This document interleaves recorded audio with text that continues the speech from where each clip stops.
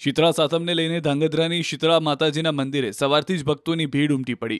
વહેલી સવારથી લાંબી લાઈનો લાગી. ધાંગધ્રા શહેરમાં આવેલા 215 વર્ષ જૂના પૌરાણિક મંદિરે બાળકોનું આરોગ્ય નિરોગી રહે અને લાંબા આયુષ્ય માટે આસપાસના વિસ્તારોમાંથી પણ લોકો મોટી સંખ્યામાં દર્શન કરવા આવ્યા. માતાજીને ચૂંદડી, નેણા ફૂલા, માતાજીની આંખ, જીભ તેમજ ચોટલો પણ ચડાવ્યો. મંદિરે સવારે 4:30 વાગે ખુલી ગયું હતું. સાંજ સુધીમાં હજારો ભક્તોએ દર્શન કર્યા. મંદિર સવારથી જ જય માતાજીના નાદથી ગુંજતું રહ્યું. અને આ 200 થી 250 વર્ષ પુરાણું આ શીતળા માતાનું મંદિર છે. બહાર ગામથી ધાંગધ્રાના અત્યારે પબ્લિક આ શીતળા સાતમનું એટલું બધું મહત્વ છે પોતાના બાળકોના આરોગ્ય માટે આ બધા દર્શન કરવા માટે આવે છે. અને આ બહુ પુરાણું મંદિર છે અને ચમત્કારિક મંદિર છે.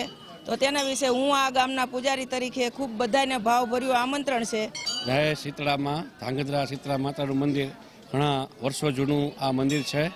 ઘણા વર્ષોથી અહીંયા લોકો માનતાઓ માને છે શીતળામાની.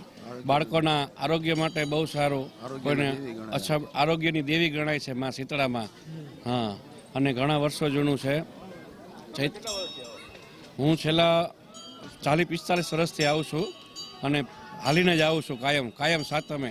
અને ખૂબ સંખ્યામાં માણસો અહીંયા આવે છે, પોતાની માનતાએ પૂરી કરે છે. કોઈ દંડવત કરતા આવે, કોઈ ઉઘાડા પગે માથે સગડી લઈને, મોઢામાં જોડું લઈને અને માં શીતળામાં એમની મનોકામના પૂર્ણ કરે છે. બધી છેલ્લી 4 પેઢીથી અમે પૂજા કરતા આવ્યા છીએ અને આ મંદિર સ્ટેટનું છે અને 200 વર્ષ જૂનું મંદિર છે. અને આ મંદિરે શીતળા સાતમનો મહિમા છે. ચૈત્ર વદ સાતમ અને શ્રાવણ વદ સાતમ, આ વર્ષમાં 2 સાતમનો ખૂબ જ મહિમા છે. અને નાના બાળકોના રોગો એનો નિરોગી રહે એના માટે નાના બાળકો માટે બધા બૈરાઓ આવે છે અને અનેક જાતની બાધાઓ રાખે છે. જેવી રીતે કે અનેક પ્રકારની બાધાઓ રાખે છે, જેમાં કોઈ આડોટતા આવે, કોઈ દંડવટ કરતા આવે છે, કોઈ માથે સગડી લઈને આવે છે, કોઈ નેણા ફૂલા, ચોટલા, માતાજીની મૂર્તિઓ, માતાજીના માથા, અનેક પ્રકારની બાધાઓ રાખે છે પોતાના બાળકોને નિરોગી માટે. દરેક ગામડામાંથી અને અમદાવાદથી પણ માણસો આવે છે, દરેક ગામથી માણસો આવે છે, અનેક પ્રકારના માણસો આવે છે. શીતળા સાતમને લઈને ધાંગધ્રાની શીતળા માતાજીના મંદિરે સવારથી જ ભક્તોની ભીડ ઉમટી પડી.